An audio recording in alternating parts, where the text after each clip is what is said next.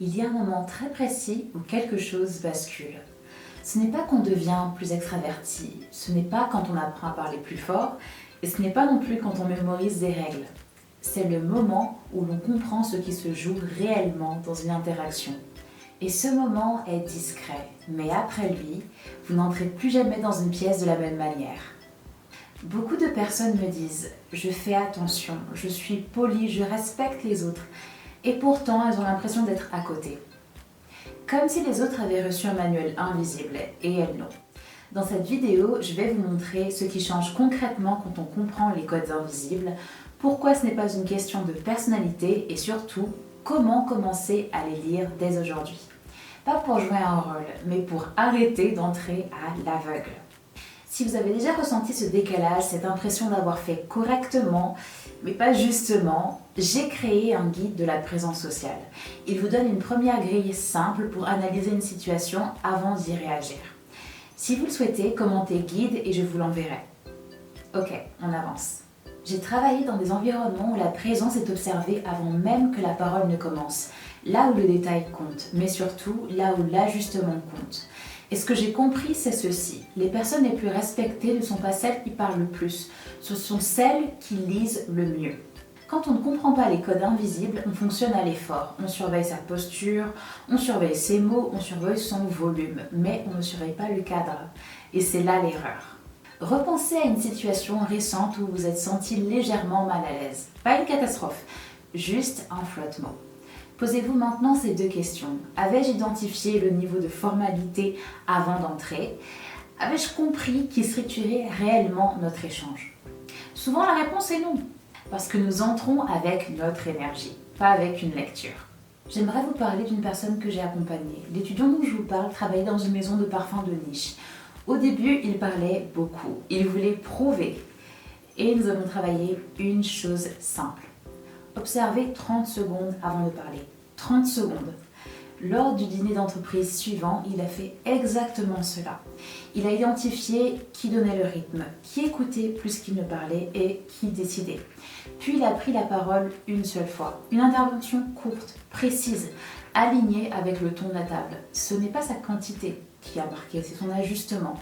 Et cela s'apprend.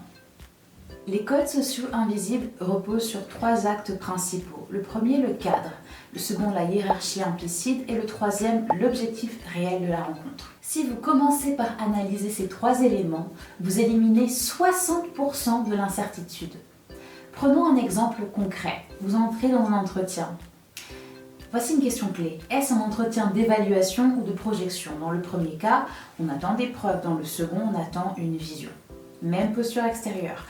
Message intérieur totalement différent. C'est cela la lecture.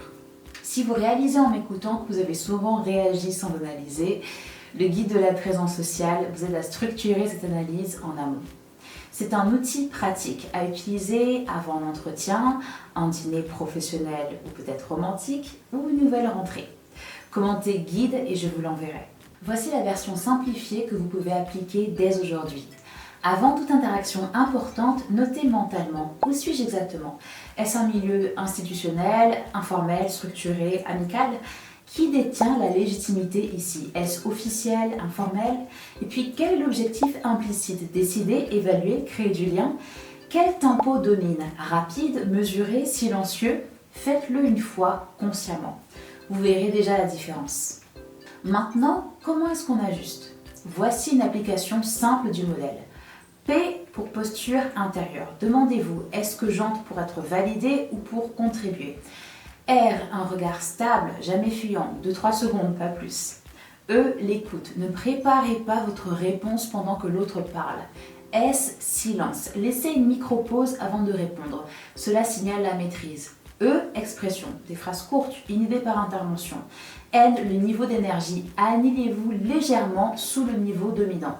C'est le cadre. Rappelez-vous, vous êtes dans leur espace, pas l'inverse. E, l'élégance relationnelle. Le respect sans soumission aveugle. Vous n'avez pas besoin de tout appliquer parfaitement. Mais si vous choisissez 2 éléments à travailler cette semaine, vous commencerez à sentir le basculement. J'aimerais vous parler d'une autre personne. Cette jeune femme en reconversion se sentait un petit peu invisible. Elle restait en retrait, pas parce qu'elle manquait d'intelligence, mais parce qu'elle craignait être trop.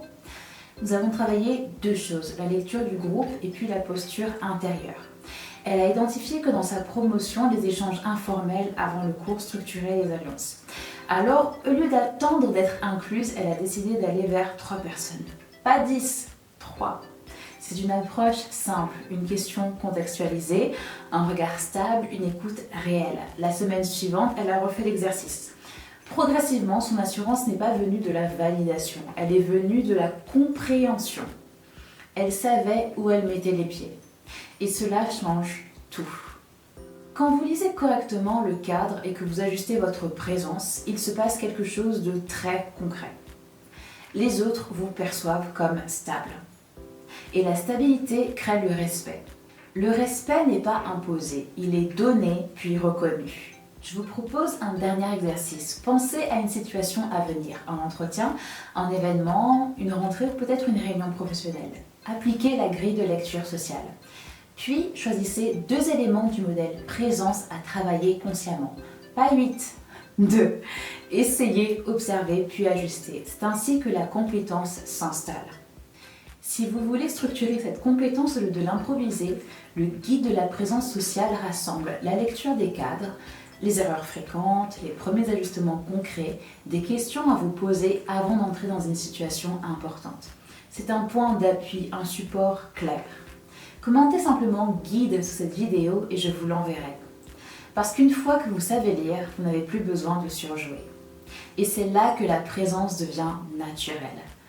À très bientôt les amis et prenez soin de vous.